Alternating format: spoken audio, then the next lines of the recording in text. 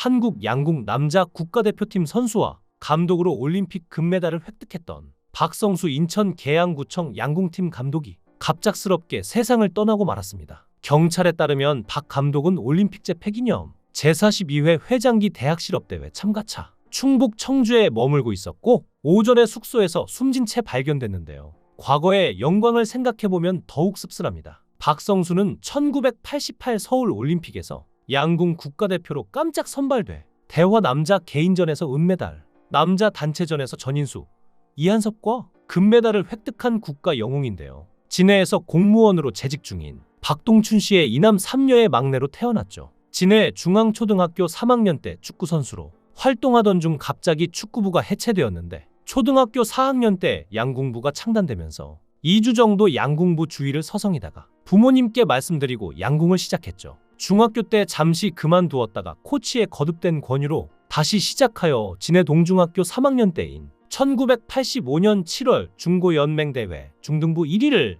차지하면서 두각을 드러내기 시작했는데요. 진해 종합고등학교 3학년 때인 1988년 3월에 실시된 1988 서울 올림픽 대표 선발을 위한 국가대표 평가 6차전에서 박성수는 예상을 뒤엎고 전인수, 구자청 같은 스타 플레이어들을 따돌리고 당당히 1위를 차지하여 국가대표로 선발되었죠. 그리고 1988년 9월 30일 서울 화랑양궁장에서 열린 올림픽 양궁 남자 개인전에서 그랜드 파이널까지 갔으나 미국의 제이 바르스한테 2점 차로 밀리며 아쉬운 은메달을 기록했는데요. 하지만 다음날 열린 남자 단체전에서 전인수, 이한섭과 팀을 이루어 미국팀에 승리하며 단체전 금메달을 획득하여 전날의 아쉬움을 서력하는 승리를 이뤄낸 장본인이죠. 그리고 이후엔 감독으로 커리어를 이어나갔는데요. 여자 대표팀 감독을 맡은 양창원 감독과 더불어 2024 파리올림픽 양궁 남자 대표팀 감독을 맡아 남성 개인전 김우진, 남성 단체전 혼성까지 금메달 3개를 싹쓸이하고 개인 동메달 이우석도 가져오게 만드는 대성과를 거두었는데요. 준결승에서는 김우진과 이우석의 집안 경쟁이 붙어 임동현 코치가 대리를 서기도 했고 마침내 5종목 전체 석권의 결실을 이루고 양궁에 제2전성기를 열게 한 장본인입니다. 최근 유명한 양궁 스타로는 김재덕이 있는데요. 서울이지만 6세 무렵 조부모가 있는 경상북도 예천군으로 이사를 가서 아버지와 조부모 밑에서 자랐습니다. 2020년 초 아버지가 뇌졸중으로 쓰러져 직접 병간호를 했는데 2021년 여름 시점에서 많이 회복되었다고 하는데요. 북일고 코치의 인터뷰에 따르면 이것이 재덕이의 가장 큰 동기부여일지도 모른다고 하죠. 또한 불교 신자인 할머니를 따라 절에 가서 불공을 드리고 기도를 하게 되어 불교 신자가 되었는데요. 할머니는 예천의 한 요양병원에 머무시는데 단체전이 끝난 후 언론 인터뷰에서 재덕아 개밥 주러 가자 고 말에 모두를 뭉클하게 하기도 했습니다. 김재덕만의 파이팅은 유독 유명한데요. 도쿄올림픽에서 경기 중간마다 파이팅을 크게 외치는 모습이 화제가 되었죠. 지상파 해설위원들도 이 부분을 놓치지 않고 고등학생의 패기라며 멋지다고 칭찬하였는데요. 사실 그의 트레이드 마크와 같은 파이팅은 원래는 없었던 루틴이라고 합니다. 김재덕을 가르친 은사와의 인터뷰에 따르면 소리를 질러 긴장감을 떨쳐내기 위함이었지만 출국 전 훈련 무렵부터 파이팅 루틴을 사용했고 동료 선수들도 익숙해졌는지 덤덤해졌다고 하죠. 현재는 온 국민이 다 아는 김재덕의 상징과 같은 장면이 된 것인데요. 김재덕의 파이팅이 큰 도움이 됐는지 도쿄올림픽 양궁 국가대표팀은 동료 선수의 개인전 경기를 관중석에서 관전하면서 화이팅을 크게 외치며 응원하였는데 김재덕의 목소리가 제일 컸죠. 국민들은 훈훈하다며 흐뭇하게 반응했는데요. 실제로 경기 끝난 후 목이 쉬어서 목에 수건을 둘러야 한다고 하죠. 그런데 많은 분들이 모르시는 게 우리나라가 양궁 강국이라고는 생각하지만 얼마나 양궁에서 뛰어난지는 잘 모르시는데요.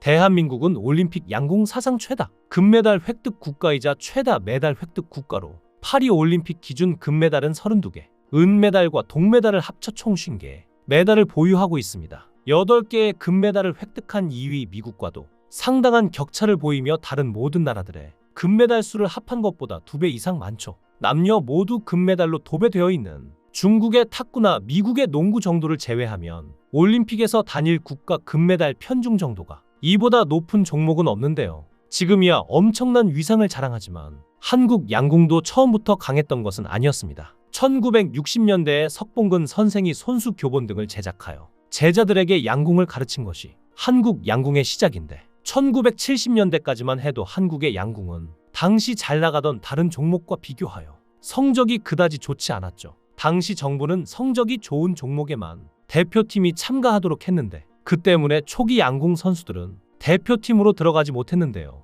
게다가 석봉근 선생의 아들이자 당시 에이스였던 석동은 감독만 해도 선수 시절에는 올림픽에 참가한 적이 전혀 없습니다. 그러다 1970년대 후반 이런 노력에 첫 결실이 생겨나기 시작했으니 난세의 영웅 김진호가 세계에서 두각을 드러내기 시작하며 전성시대가 개막했다고 평가받죠. 1978 방콕 아시안게임 금메달 싹쓸이로 시작하여 1979년 세계 선수권까지 사관왕을 달성하여 신궁 계보의 시작점을 고하기도 했는데요. 다만 김진호는 각종 불운과 컨디션 난조로 올림픽만큼은 연이 없었고 올림픽 첫 금메달은 바로 아래 후배였던 서향순이 로스앤젤레스 올림픽에서 대신하게 됐습니다. 이런 양궁의 가능성을 포착해낸 정몽구는 대대적으로 투자를 결심했는데요. 대한양궁협회 회장으로 1985년 취임하였고 이때를 기점으로 본격적인 현대그룹의 대대적 투자가 시작되어 자본력과 술력까지 업어 승승장구하게 된 것입니다. 남자부에선 최초로 올림픽 개인전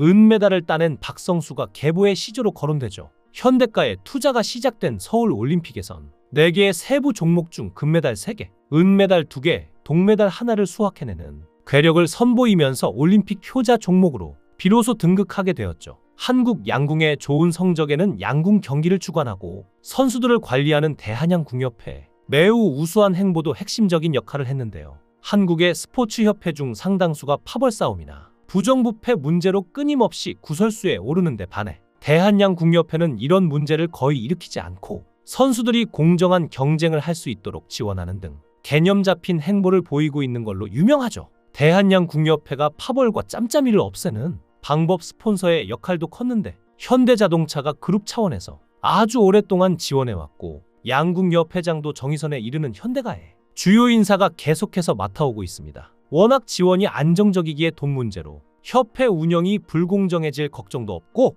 역대 협회장들도 불미스러운 일 없이 선수 지원, 보호, 홍보 등에 힘쓰며 여러 미담을 남길 정도로 모범적인 운영이 이루어지고 있는 것입니다. 선수 육성 및 선발을 위해서 그토록 치열한 내부 경쟁이 존재함에도 불구하고 앞서 언급된 현대가의 모범적인 지원과 협회의 엄청난 노력으로 때로는 정말 잔인할 정도로 순수 실력만을 기준으로 국대가 선발되는데요. 대회가 열리는 시점을 기준으로 대한민국에서 가장 뛰어난 선수를 선발한다 라는 분명한 원칙 하에 선발이 이루어지기에 코로나 등으로 인해 대회가 연기되거나 혼성 단체전 등 새로운 종목이 생기는 등 돌발적인 상황에서도 빠르고 깔끔하게 대응할 수 있었죠. 선수 및 지도자들도 다른 것 걱정할 필요 없이 실력 향상에만 힘쓰고 선발 과정과 결과에도 깨끗하게 승복할 수 있으니 선수들의 기량 유지와 향상에 큰 도움이 됐죠. 그리고 양궁은 다른 종목과 달리 심판이 개입할 부분이 적어서 선수끼리